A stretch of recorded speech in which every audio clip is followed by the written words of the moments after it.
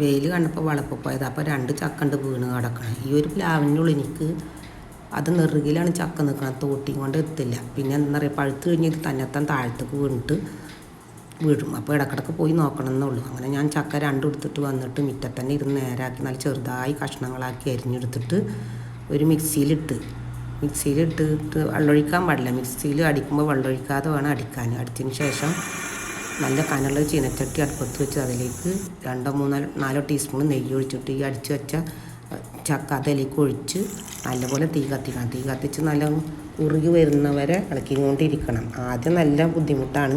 തിളച്ച് വരുമ്പോൾ അങ്ങനെ തെറിച്ച് വരും. പിന്നെ അങ്ങനെ കുറുകി ഇങ്ങനെ കട്ടിയായി വരുന്ന സമയത്ത് നെയ്യ് ഒഴിക്കണം. ഇതിൽ ഞാൻ ശർക്കര ഉപയോഗിക്കുന്നില്ല. ഇത് തേൻ വരിക്ക ചക്കയാണ്. അപ്പോൾ മധുരത്തിൻ്റെ ആവശ്യമല്ല. അങ്ങനെ നെയ്യ് ഒഴിച്ചിട്ട് നല്ല ചൂടാറാൻ വെക്കണം. ചൂടാറിയതിന് ശേഷം ഒരു നല്ല അടപ്പുള്ളൊരു ബോക്സിലിട്ടിട്ട് ഫ്രീസറിലേക്ക് വെക്കാം. ചക്ക സീസൺ കഴിഞ്ഞാൽ നമുക്ക് ചക്കട, ചക്കപ്രഥമൻ, അതുപോലെ ചക്ക പായസം അങ്ങനെയൊക്കെ ഉണ്ടാക്കാം. അപ്പോൾ എന്തായാലും എല്ലാവരും ഇതുപോലെ സ്റ്റോർ ചെയ്ത് വെക്കാൻ നോക്കുക. ചക്ക സീസൺ കഴിഞ്ഞാൽ നമുക്ക് ഉപയോഗിക്കാം.